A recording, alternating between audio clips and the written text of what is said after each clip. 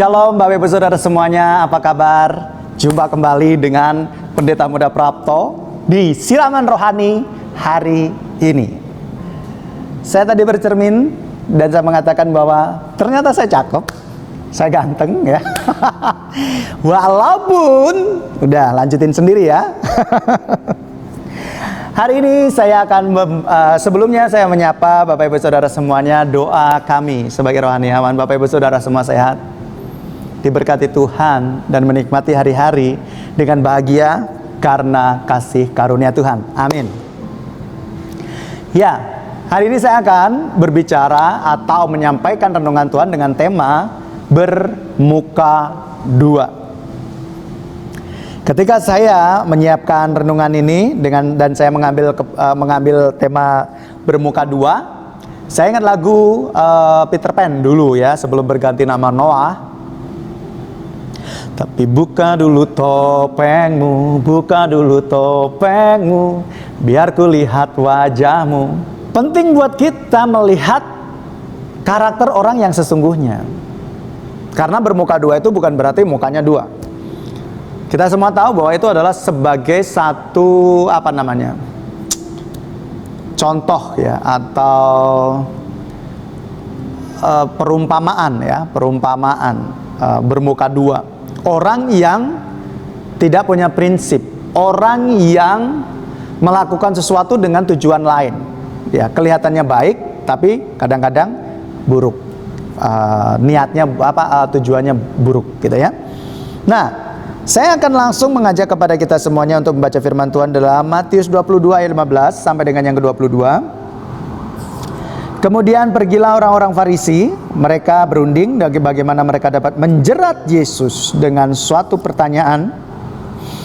Mereka menyuruh murid-murid mereka bersama-sama orang-orang Herodian bertanya kepadanya, "Guru, kami tahu engkau adalah orang jujur, dengan jujur mengajar jalan Allah, dan engkau tidak takut kepada siapapun juga, sebab engkau tidak mencari muka.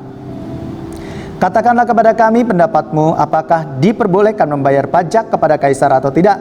Tetapi Yesus mengetahui kejahatan hati mereka. Mereka itu lalu berkata, "Mengapa kamu mencobai aku, hai orang-orang munafik?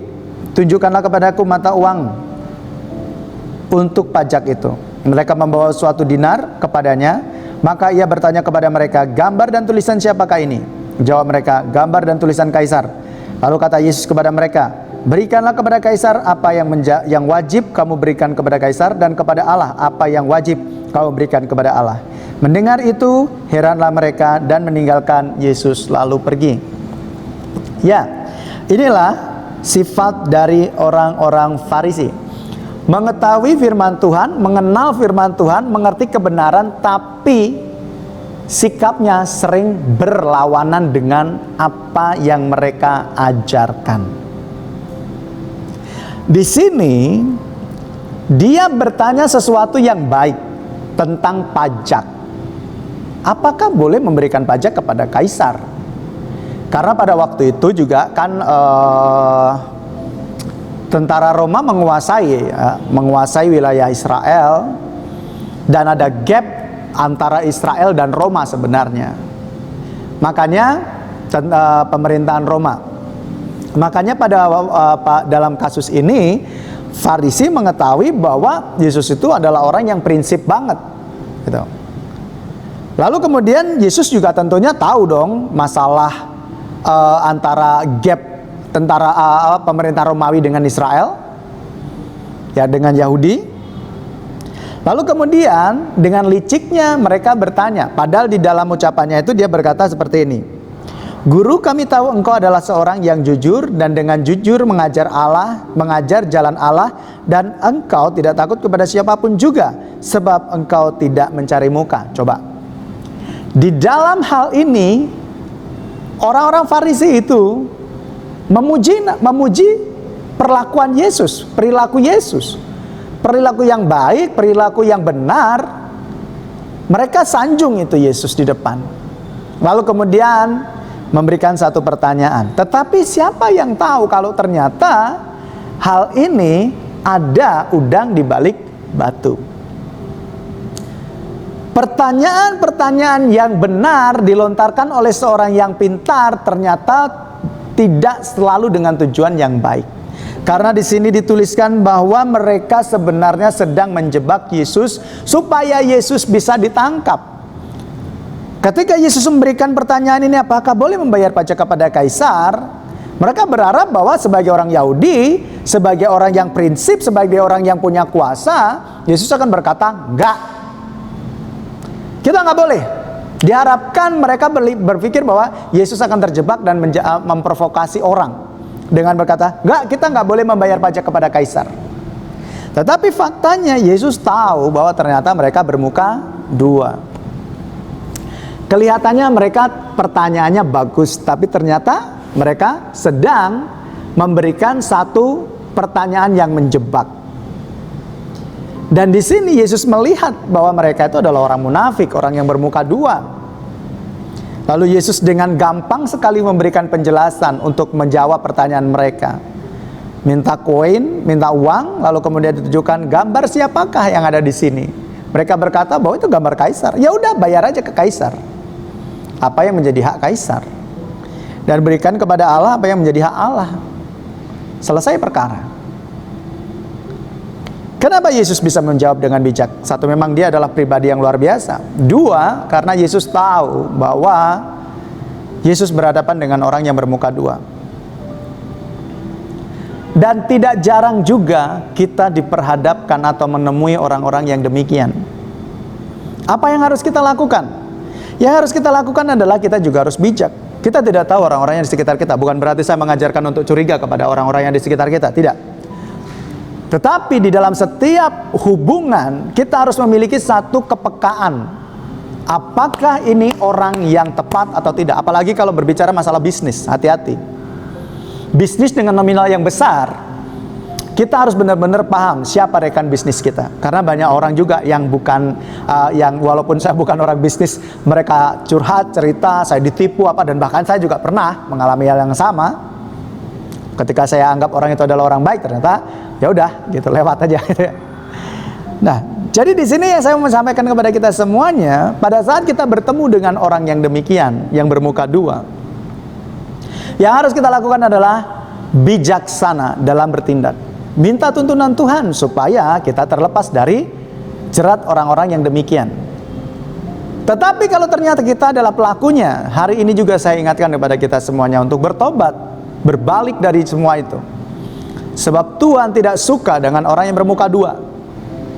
Orang bermuka dua itu tidak punya prinsip, hanya berpikir untuk kepentingannya sendiri.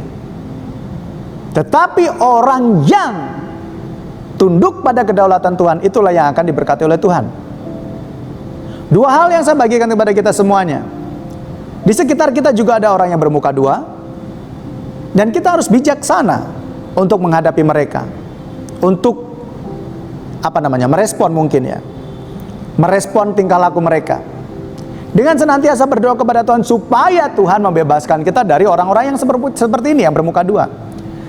Tetapi bila ternyata itu adalah kita sendiri orangnya, saya sampaikan hari ini, bertobat dan kembali kepada jalan yang benar. Sebab Tuhan Yesus tidak suka kepada orang yang bermuka dua. Sebentar mencari kepentingan di sini, sebentar mencari kepentingan di sana. Tuhan suka kepada orang yang berprinsip. Ya, katakan ya, tidak, katakan tidak. Jangan memihak. Bukankah Yesus telah melakukan hal yang sama kepada para muridnya? Ketika muridnya salah, ditegur dan diarahkan. Bukannya Yesus kemudian salah satu muridnya salah, terus kemudian bisik-bisik kepada murid yang satu tuh, murid yang itu tuh nggak jelas tuh murid ini segala macam, enggak. Bagi Yesus salah ya salah, tegur ya tegur. Dia nggak ngomongin dengan rekan pelayanannya dan sebagainya, rekan bisnisnya untuk yang ini begini dan sebagainya, atau teman-teman di sekolah atau di kampus. Yesus mengajarkan prinsip yang benar, yaitu bijaksana. Dan Yesus juga mengingatkan dengan firman Tuhan ini kepada kita bahwa Dia tidak suka orang yang munafik bermuka dua. Kiranya kita senantiasa dilepaskan oleh Tuhan dari semua jerat orang-orang jahat yang bermuka dua. Dituntun Tuhan untuk menjadi bijaksana, mengenal orang yang di sekitar kita.